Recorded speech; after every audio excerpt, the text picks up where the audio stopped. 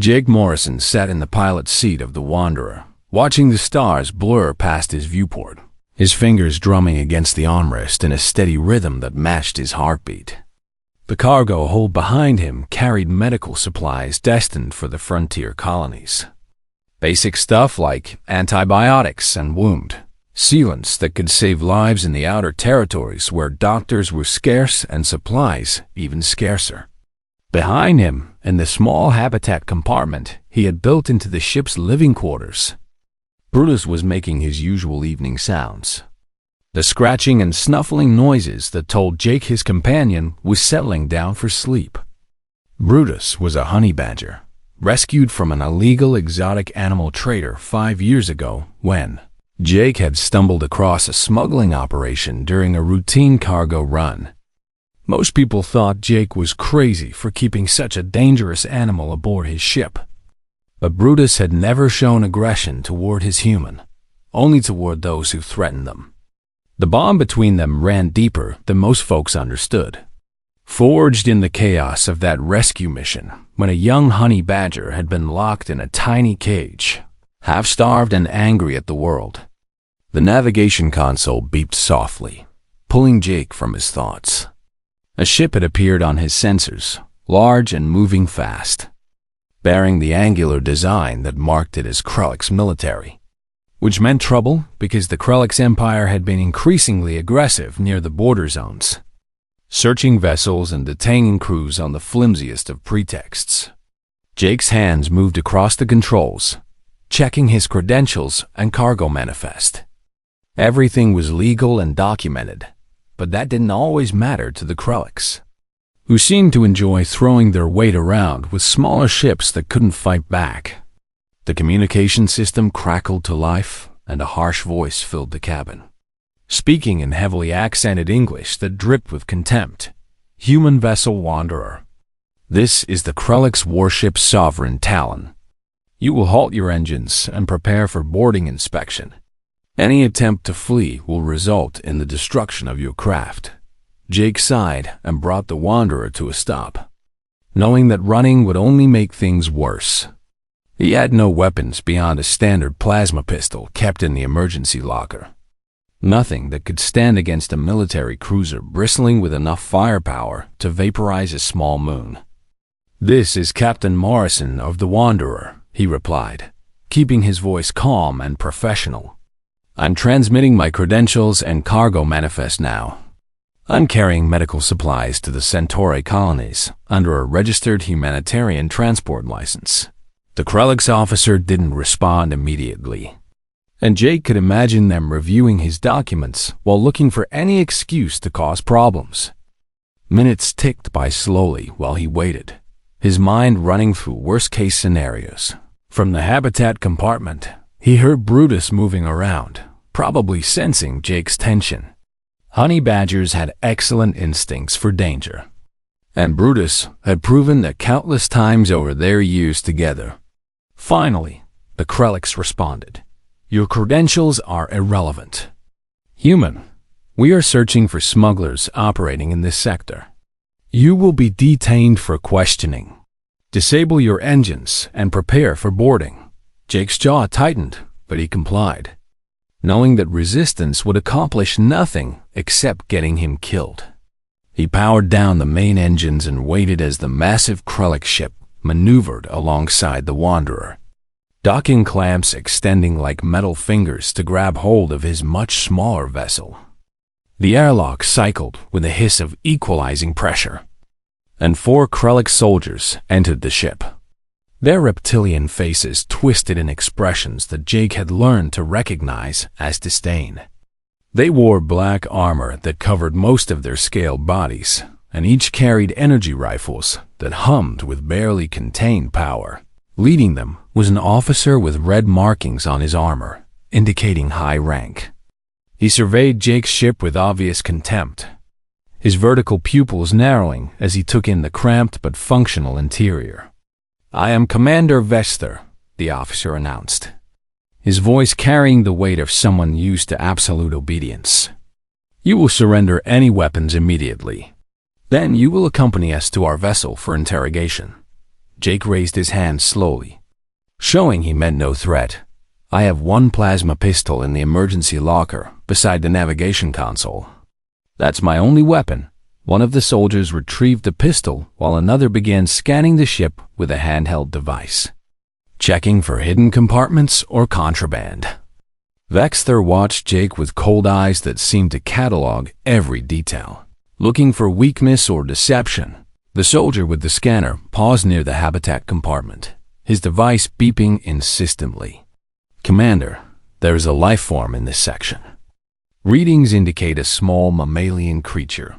Vexter's mouth curled into what might have been a smile, though on a Krellick's face it looked more like a predator baring its teeth. Open it. Let us see what pet this human keeps to comfort himself in the vast emptiness of space. I wouldn't do that, Jake said quickly, his voice carrying a warning note. Brutus doesn't like strangers, and he can be dangerous when startled. The Krellick soldiers looked at each other and laughed, a harsh chittering sound that echoed in the small ship. Vexter's eyes gleamed with amusement as he gestured toward the compartment. Dangerous? He repeated mockingly. You humans and your pathetic attachment to inferior creatures. Open the compartment and let us see this fearsome beast. The soldier activated the door mechanism, and it slid open to reveal Brutus's habitat. The honey badger stood on his hind legs, his black and white fur bristling, dark eyes fixed on the intruders with an intensity that would have warned anyone familiar with Earth's wildlife. But the Krellicks had never encountered a honey badger, had no understanding of what they were looking at. To them, Brutus appeared to be nothing more than a small mammal, perhaps 20 pounds of fur and attitude, hardly worth their concern. This? Vexter said incredulously, leaning closer to examine Brutus. This is what you consider dangerous? I have seen larger parasites on the hull of my ship. Brutus growled low in his throat, a sound that Jake recognized as a warning. The honey badger's muscles tensed, ready to attack if the strangers came any closer to his territory. Commander, please, Jake tried again. Honey badgers are extremely aggressive when threatened. He won't hesitate to attack you, Lieutenant Zarakith, who had been standing quietly behind her commander, studied Brutus with more care than the others. Something about the creature's posture and the fearless way it met their gaze suggested it was more dangerous than it appeared, but she kept her observations to herself. Vexter waved dismissively. Seal the compartment. We will transport the creatures separately for cataloging. Perhaps our xenobiologists will find some value in studying such a primitive specimen. Jake's heart sank as the soldiers closed Brutus's habitat and began disconnecting it from the ship's systems. The honey badger snarled and threw himself against the transparent panel, his claws scraping across the surface in fury. Restrain the human, Vexter ordered, and rough hands grabbed Jake's arms, binding them behind his back with energy cuffs that hummed against his wrists. As they led him toward the airlock, Jake looked back at Brutus's compartment. The honey badger was still fighting against his confinement, rage evident in every movement. I warned you, Jake said quietly to Vexter. You disarmed me, but you just made a much bigger mistake. The commander laughed again. That harsh chittering sound. Your warnings mean nothing, human. You are weaponless and your pet is contained. You pose no threat to the Krellick's empire. Jake didn't respond, knowing that words wouldn't change anything. The Krellick's had made their choice based on ignorance and arrogance, and they would soon learn that the most dangerous things from Earth didn't always carry guns. They had disarmed the human first, confident in their superiority, but they had completely failed to understand the real threat, and that mistake would cost them dearly. The detention cell was small and cold, with walls made of some dark metal that seemed to absorb light rather than reflect it. Jake sat on the narrow bench that served as both seat and bed, his wrists still bound by the energy cuffs that pulsed with a faint blue glow. He'd been separated from Brutus as soon as they boarded the Sovereign Talon. Watching helplessly as soldiers carried the habitat compartment toward a different section of the massive ship, the honey badger had been throwing himself against the walls of his enclosure with such force that the entire unit shook in their hands. The Kralix guards had found this amusing, making comments in their own language that Jake didn't need translated to understand were mocking both him and his companion. They saw Brutus as nothing more than a curiosity, a strange pet kept by an emotionally weak human who needed companionship in the void of space. Hours passed slowly in the cell, marked only by the change in the lighting that Jake assumed corresponded to the ship's day-night cycle. He tried to stay calm, knowing that panic would accomplish nothing, but worry gnawed at him constantly. Brutus was smart for an animal, but he was also extremely aggressive when separated from Jake. The honey badger wouldn't understand that he was on an alien ship surrounded by potential threats, would only know that strangers had taken him from his home and his human. The door to his cell suddenly hissed open, and Commander Vexter entered, followed by Lieutenant Zarakith. The commander's expression carried the same contempt as before, while the lieutenant's face remained carefully neutral. "Captain Morrison," Vexter began, settling into the chair across from Jake's bench.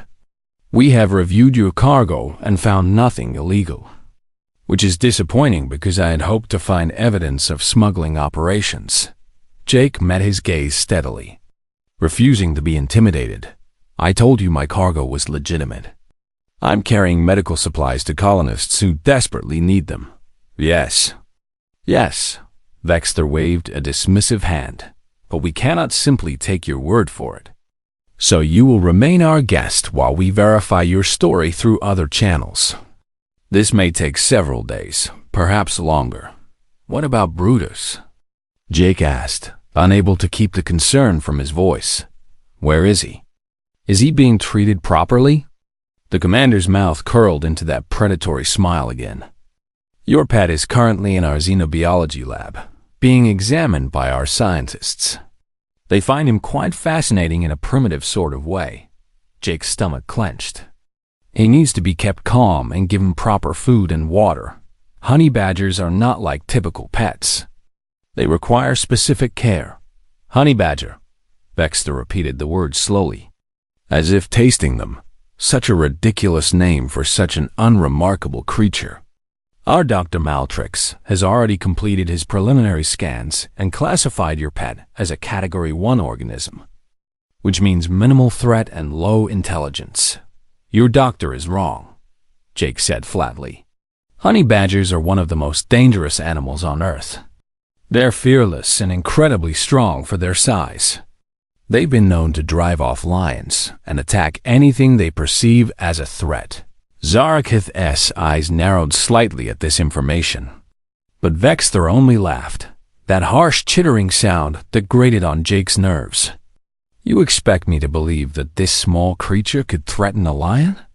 What is a lion, some sort of apex predator on your world?" "Yes," Jake replied, "and honey badgers attack them without hesitation. They have incredibly thick skin that's almost impossible to bite through, powerful jaws that can crack bones. And they never back down from a fight ever." The commander stood, clearly losing interest in the conversation. "You humans always exaggerate the capabilities of your world's fauna, trying to make yourselves seem more impressive by association. Your pet will remain in our lab until we decide what to do with it. Perhaps we will keep it as a specimen for our zoo." "That's a terrible idea," Jake said urgently. Rising to his feet despite the cuffs, "You need to put Brutus in a reinforced containment unit. The kind you'd use for dangerous predators.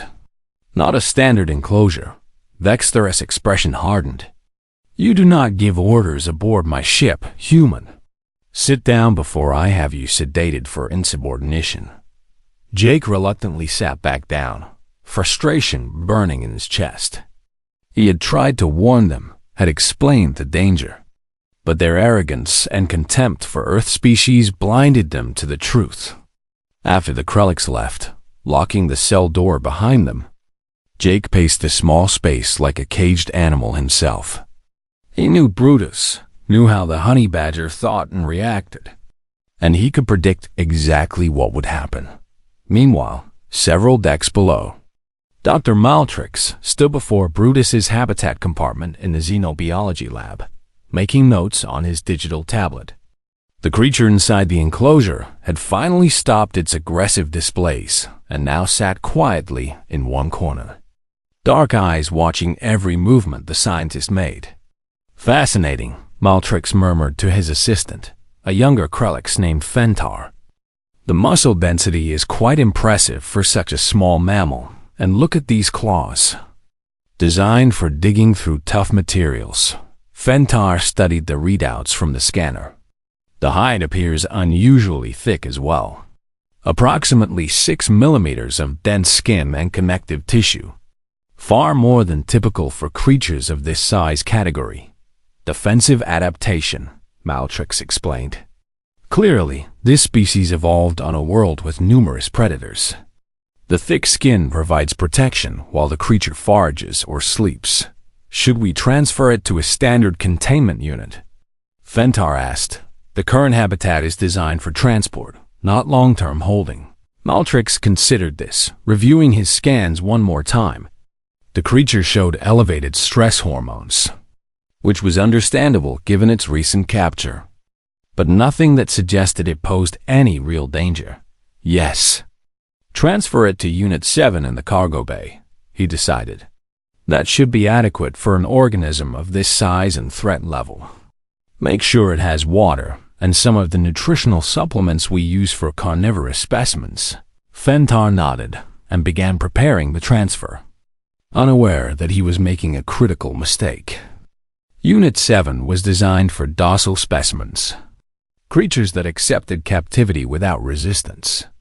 It had basic security measures, but nothing that could contain a truly determined predator. Brutus watched as the Krelliks approached his enclosure with a strange device, some sort of mechanical arm that extended toward him. He growled low in his throat, warning them away. But they ignored the sound just as they had ignored all his previous warnings.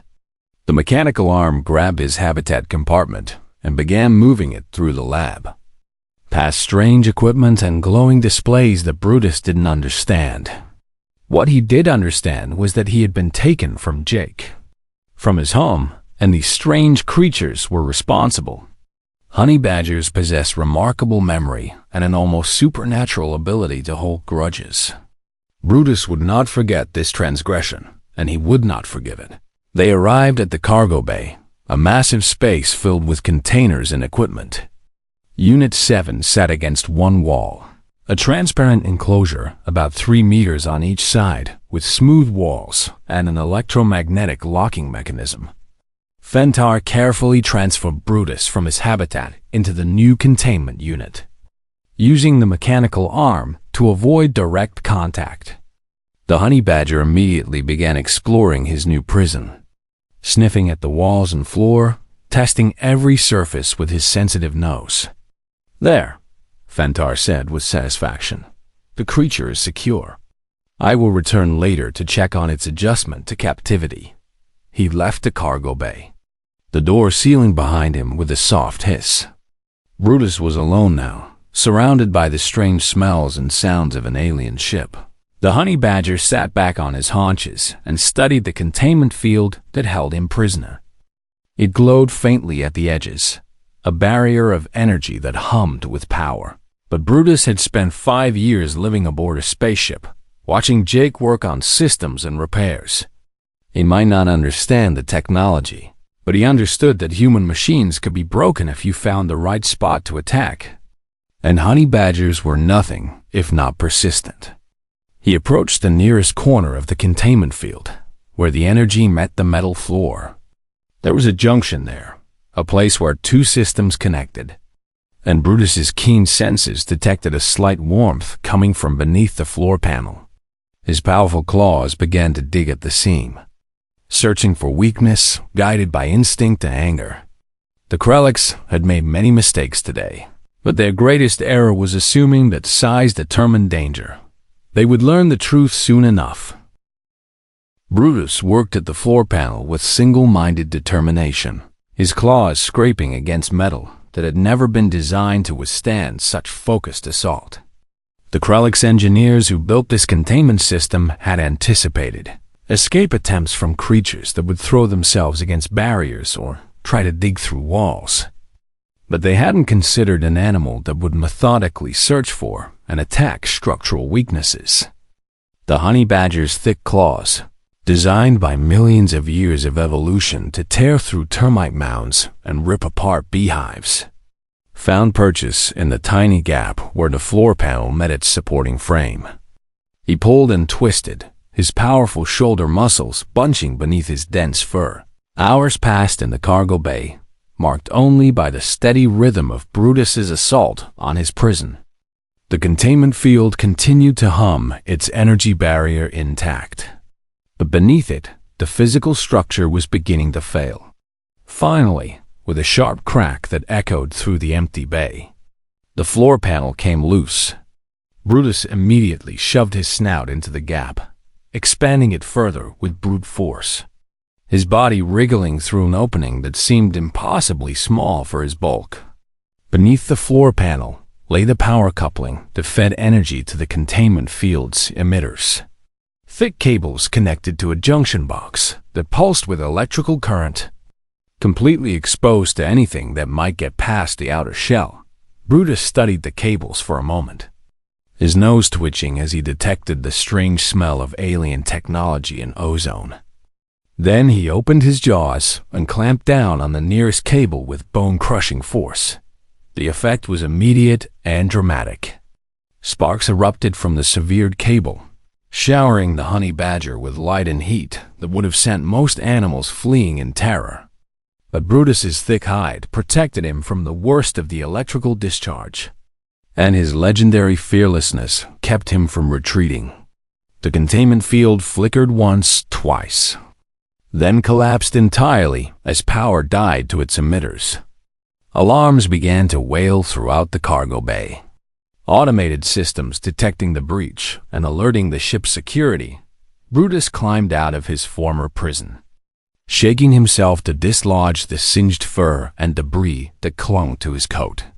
He looked around the massive cargo bay, taking in the stacks of containers and equipment, the high ceiling with its maze of conduits and ventilation ducts. His nose caught a scent, faint but familiar, the smell of Jake somewhere in the distance, mixed with the overwhelming odors of this alien ship. Brutus began moving toward that scent, driven by loyalty and the simple need to reunite with his human. A door at the far end of the bay suddenly hissed open, and a Krellix technician entered, carrying a container of supplies. He stopped dead when he saw Brutus loose in the bay, his mouth falling open in shock. "Security!" The technician shouted into his communicator, backing toward the door. "The specimen has escaped containment. I need immediate assistance in Cargo Bay 3. Brutus growled, a sound that started deep in his chest and built to a snarl that revealed teeth designed for tearing flesh. The technician's eyes widened as the small creature suddenly charged. Moving with shocking speed across the bay floor, the Krellix ran, his longer legs giving him an advantage in distance, but not acceleration. Brutus pursued with the relentless determination that had made his species infamous on Earth. Closing the gap with every bound, the technician barely made it through the door, slapping the emergency close button as he dove into the corridor. The door slid shut just as Brutus slammed into it, his claws leaving deep scratches in the metal surface. But honey badgers didn't give up easily, if ever. Brutus examined the door for a moment, then turned his attention to the ventilation grate set into the wall nearby, standard throughout the ship to maintain air circulation in every compartment. His powerful claws made short work of the grate's fasteners, and within minutes he had pulled it free. The ventilation duct beyond was narrow and dark, but easily large enough for a creature of Brutus's compact size. He disappeared into the duct system just as security teams arrived at the cargo bay, their energy weapons drawn and ready. They found an empty bay, a destroyed containment unit, and a missing specimen. "Spread out and search," ordered Security Chief Krondar, a massive Krellix with scars across his snout that spoke of combat experience. "It's a small animal. It can't have gone far." His team began methodically searching the bay, checking behind containers and under equipment, confident that they would quickly locate and recapture the escaped creature. They had dealt with containment breaches before, usually involving larger and theoretically more dangerous specimens. Meanwhile, Brutus navigated the ventilation system with surprising ease. The ducts were a three-dimensional maze of metal passages, but the honey badger followed Jake's scent like a bloodhound, his nose guiding him through turns and junctions. He emerged in a secondary power relay station, dropping from a ceiling vent into a room filled with humming machinery and pulsing conduits. Two Krellix engineers stood before a control panel, monitoring energy distribution throughout the ship. They turned at the sound of Brutus landing on the metal floor, their expressions shifting from surprise to amusement when they saw what had interrupted their work. "Look at this," one of them said, laughing, "the specimen from the lab. How did such a small thing escape its containment?" His partner reached for a containment pole, a long rod with an energy loop at the end, designed to safely capture small animals. "This will be easy. Just stay calm and let me." He didn't finish the sentence because Brutus attacked with explosive fury. The honey badger launched himself at the nearest engineer, climbing up his leg and torso with claws that shredded through uniform fabric and scored the scales beneath. The Krellix screamed and tried to shake Brutus off, but the honey badger's grip was like iron. He bit down on the engineer's shoulder, his powerful jaws finding the gap between armor plates. The second engineer swung his containment pole, trying to loop it around Brutus. But the honey badger released his first victim and turned on the new threat. He dodged the energy loop with agility that seemed impossible for his stocky build, then grabbed at the pole itself and yanked it from the Krellix's grasp. Both engineers retreated, calling frantically for security as Brutus stood his ground in the middle of the relay station. Blood from the first engineer's wounds dripped onto the floor, and their equipment lay forgotten as survival became their only priority. But Brutus wasn't interested in pursuing fleeing enemies. His focus remained on finding Jake, and these aliens were simply obstacles in his path. He moved deeper into the relay station, attracted by the warmth of the power conduits and the complex smell of electrical systems. His claws found purchase on a cable bundle, and he began climbing toward a junction box that connected to the main distribution network. The engineers watched in horror from the corridor as the creature reached the junction box and began tearing at its protective cover. They knew what would happen if those systems were damaged, knew the cascading failures that would result. "Stop it," one of them shouted uselessly. "If it damages the primary conduit, we'll lose power to half the ship." Brutus pulled the cover free and exposed the glowing cables beneath. He studied them for a moment, his head tilted as if considering his options, then selected the thickest cable and bit down hard. The relay station exploded into chaos as power surged through damaged systems. Lights flickered and died throughout multiple sections of the ship, backup systems struggling to compensate for the sudden loss. Alarms joined the cacophony, different tones indicating different types of failures. Brutus ignored them all, dropping from the junction box and disappearing back into the ventilation system before security teams could arrive.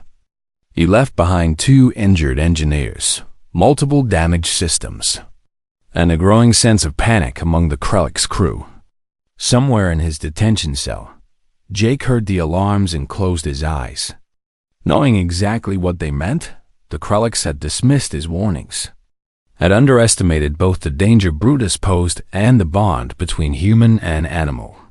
Now they were learning the truth the hard way, and Brutus was just getting started. The honey badger moved through the ducts with purpose now, following Jake's scent trail that grew stronger with each passing meter. Nothing would stop him from reaching his human. Not containment fields, not security teams, not the entire Krellix Empire behind him. The ship descended further into chaos as crews rushed to contain the damage and locate the creature responsible.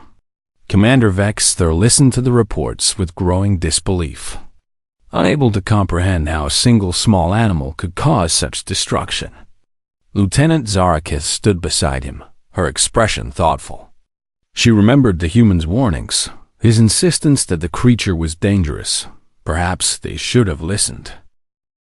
Security Chief Krondar assembled his elite team in the main security hub, his expression grim as he reviewed the damage reports scrolling across multiple displays.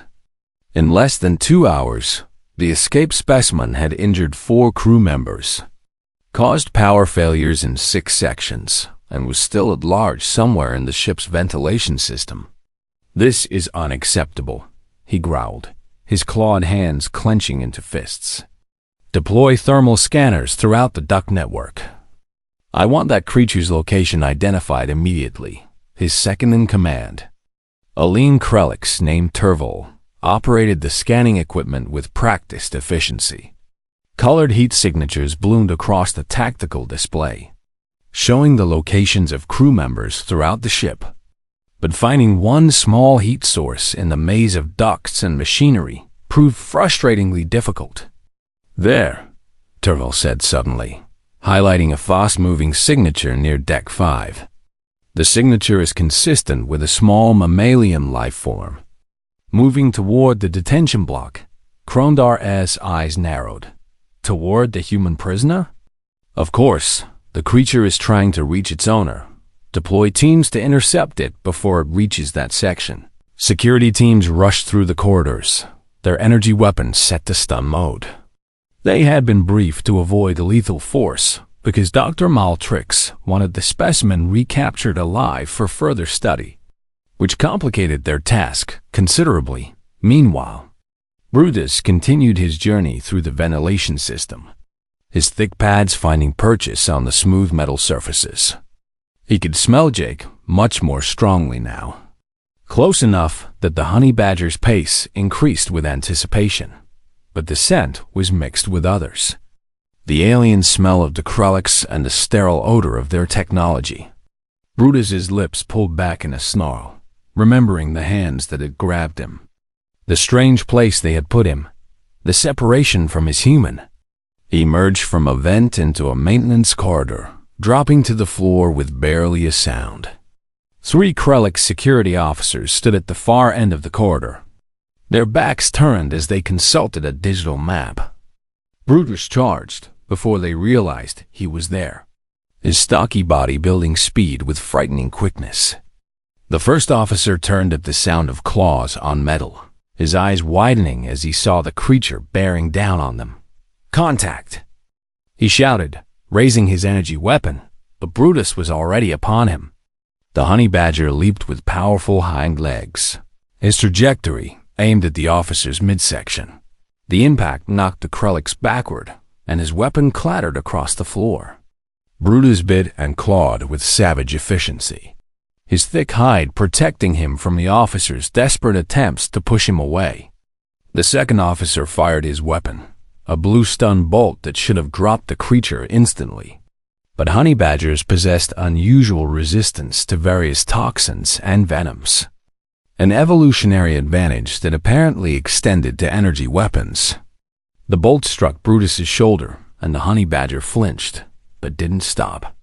Instead, he released his first victim and turned his fury on the one who had shot him. The third officer grabbed his communicator, calling for backup as he watched his teammate fall beneath the furious assault.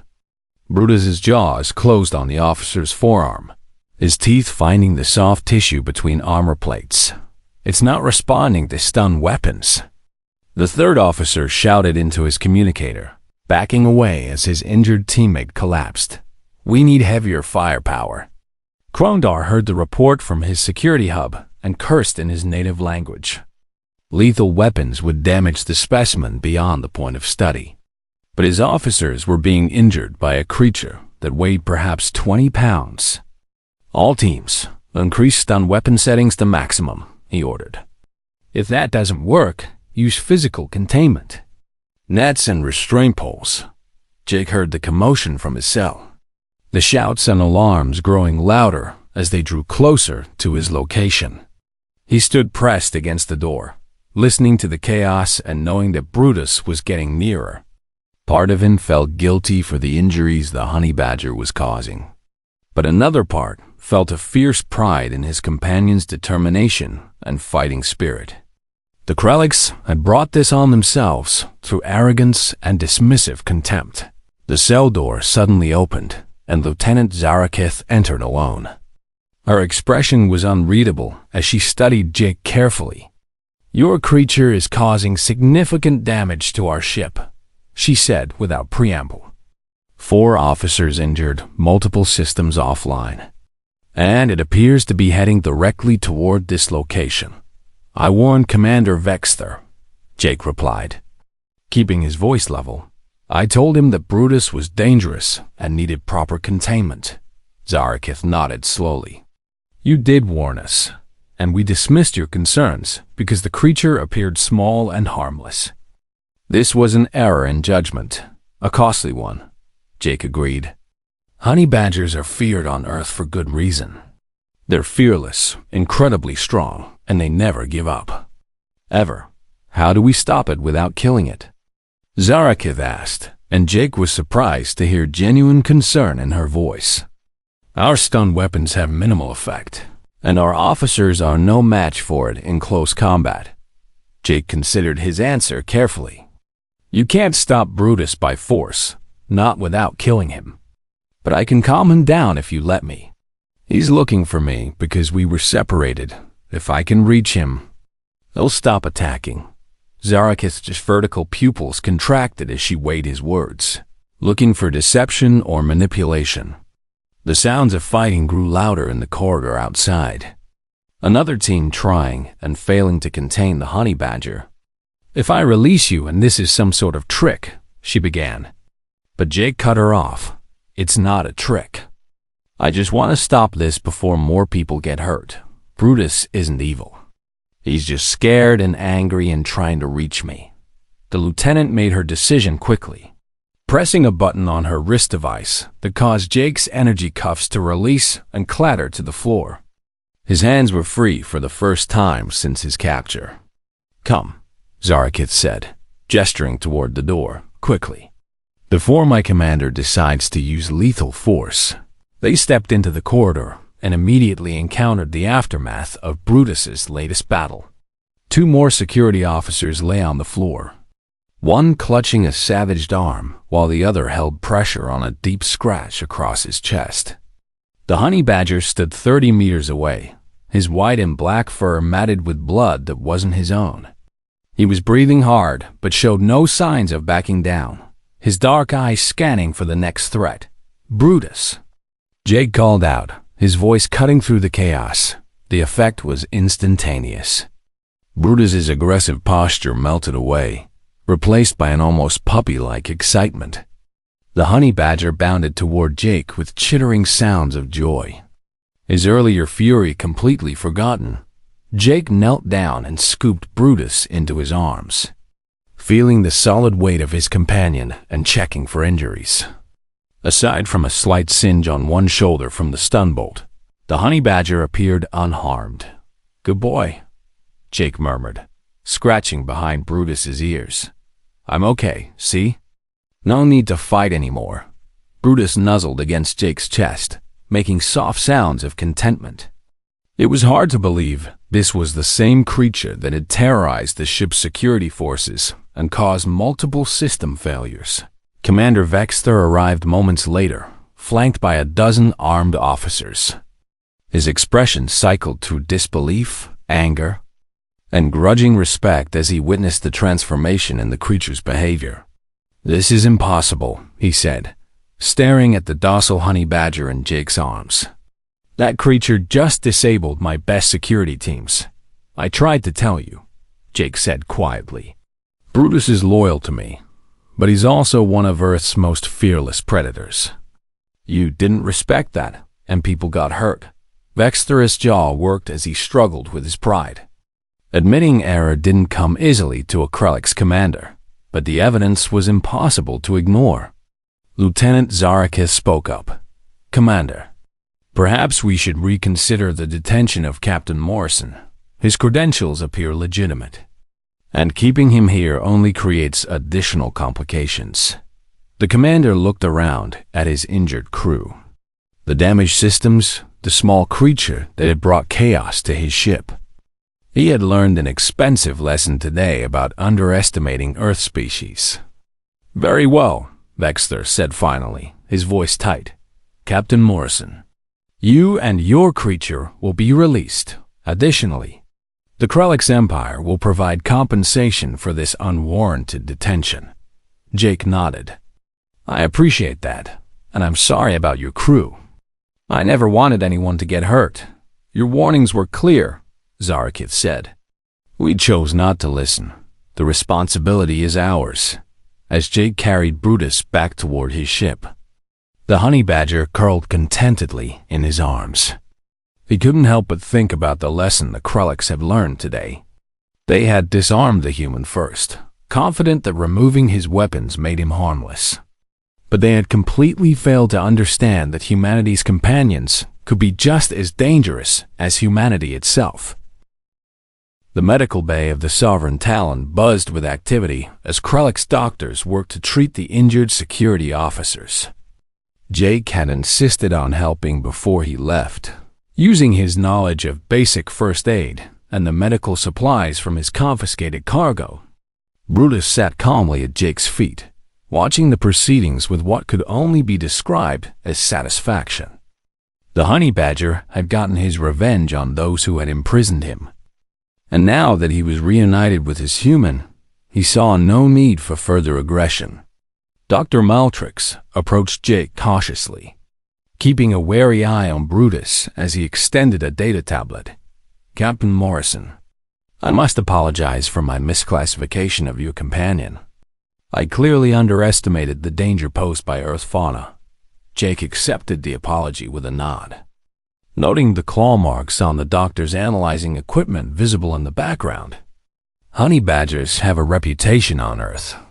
They've been documented attacking animals 50 times their size, including Cape buffalo, lions, and even young elephants.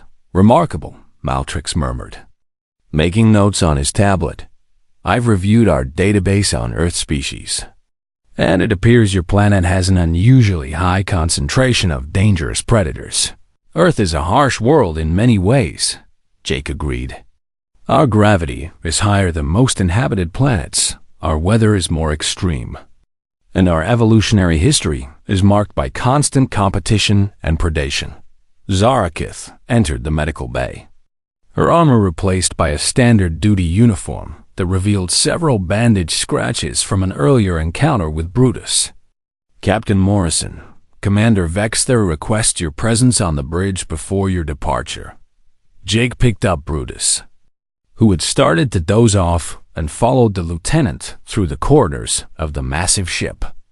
Crew members pressed against the walls as they passed, giving the honey badger a wide berth despite his peaceful demeanor. Word had spread quickly about the creature that had single-handedly terrorized the ship's security forces, and the Krellics were treating Brutus with newfound respect mixed with healthy fear. The bridge was a sprawling command center filled with tactical displays and monitoring stations.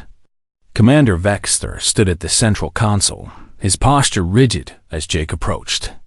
Captain Morrison, the commander began, his voice carefully neutral. I have prepared a full report of this incident for transmission to Krellick's command. In it, I will note that our detention of your vessel was unwarranted, and that our handling of your companion animal was dangerously inadequate.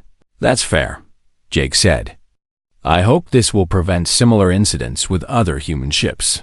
Vexter's expression shifted, revealing something that might have been embarrassment. I must admit that I allowed my personal prejudices regarding humans to cloud my judgment. I dismissed your warnings because I saw you as inferior. Weak for maintaining an emotional bond with an animal. A lot of species see it that way, Jake acknowledged. But humans have been partnering with animals for thousands of years. Dogs, cats, horses, even birds of prey. We've learned that companionship and cooperation can be just as valuable as dominance. And yet you keep one of your world's most dangerous predators as a companion, Zarakith observed, studying Brutus with fascination. How is this possible without constant risk? Jake scratched Brutus behind the ears, earning a contented rumble from the honey badger. Brutus was rescued from terrible conditions as a juvenile. I nursed him back to health and treated him with respect in return. He's fiercely loyal to me and protective of our ship. Loyalty, Vexter repeated the word slowly. The Krellix Empire commands obedience through strength and fear. But true loyalty cannot be commanded, can it? No, Jake agreed quietly. It has to be earned through trust and mutual respect. The commander nodded. Processing this insight, your compensation has been transferred to your ship's account. Along with an official apology from the Krellix Empire, your cargo will be returned undamaged. And we will provide you with an escort to ensure safe passage to your destination. I appreciate that, Jake said, meaning it. And for what it's worth, I hope your injured crew members recover fully. Brutus was just protecting me. Nothing personal. We understand that now, Zarakith said, though the lesson was painful in multiple senses, as Jake prepared to leave. Vexter stopped him with a gesture. One more thing, Captain Morrison. I am updating our threat assessment database regarding Earth species. Could you provide information on other dangerous creatures from your world that we might encounter? Jake considered the question carefully. Earth has thousands of dangerous species, but most of them are confined to the planet itself.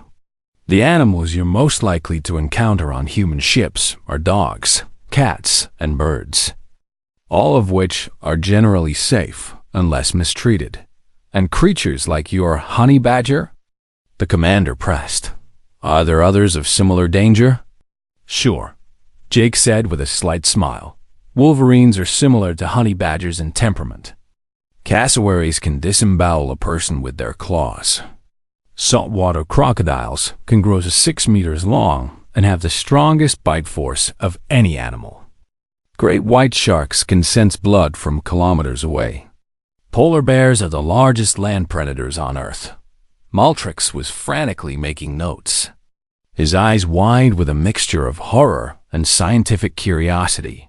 And humans live alongside all these creatures? We've learned to coexist, Jake explained. Sometimes that means giving them space. Sometimes it means understanding their behavior well enough to avoid conflict.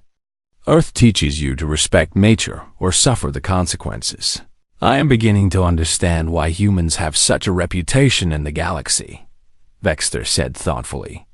You come from a world that demands strength, adaptability, and courage simply to survive, Jake shrugged. We don't think of it that way to us. Earth is just home. But I suppose it does shape how we see the universe. The farewells were brief but respectful. The Krellix have learned humility through this encounter. And Jake had gained a new appreciation for how humanity's relationship with Earth's wildlife set them apart from most spacefaring species. Back aboard the Wanderer, Jake settled Brutus into his habitat compartment with fresh food and water. The honey badger circled his sleeping area several times before curling up, exhausted from his adventure.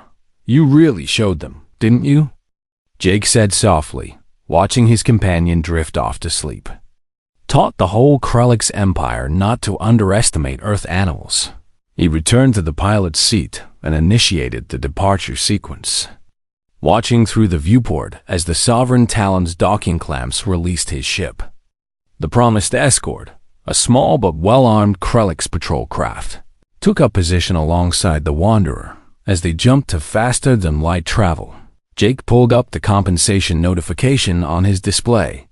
The amount was generous, more than enough to cover the delay and stress of his detention.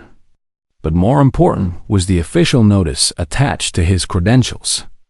A Krelix Empire directive that had been transmitted to all their military and civilian vessels. Human vessels may carry companion animals designated as non-aggressive by human standards. However, threat assessments based solely on size or appearance are inadequate. All Earth fauna should be treated with caution until proper research confirms their behavioral patterns. Special note: the species Mellivora capensis, commonly known as honey badger, is hereby classified as Category 5 extreme threat organism. Under no circumstances should these creatures be removed from human custody without explicit authorization and appropriate containment protocols. Jake laughed at that, imagining the look on Vexter's face when he had to write that directive. A 20-pound honey badger classified as extreme threat, right up there with armed combatants and dangerous bioweapons. Hours later, safely on course for the frontier colonies, Jake received a message on the standard diplomatic channel. It was from Lieutenant Zarakith, brief but significant. Captain Morrison, your warnings have been incorporated into Krelix military training protocols. All officers will now receive education about Earth species and the dangers of underestimating biological threats based on size or appearance. On a personal note, I have gained great respect for both you and your remarkable companion. May your travels be safe. Jake composed a short reply thanking her for her professionalism and wishing her well, then settled back in his seat to enjoy the quiet hum of his ship's engines. Brutus was sleeping peacefully, his adventure forgotten as he dreamed whatever dreams honey badgers had. The Krelix were probably still treating their wounded and repairing their damaged systems, learning their expensive lesson about Earth and its inhabitants. They had disarmed the human first, confident that removing his weapons made him harmless. But they had failed to understand the most important truth about humanity. Humans didn't need to be personally dangerous when they had earned the loyalty of creatures who feared nothing. Jake smiled and closed his eyes, grateful to be heading home with his cargo intact and his companion safe. It had been a difficult day. But the galaxy was a little bit smarter now about what happened when you underestimated Earth. And that was worth every moment of trouble.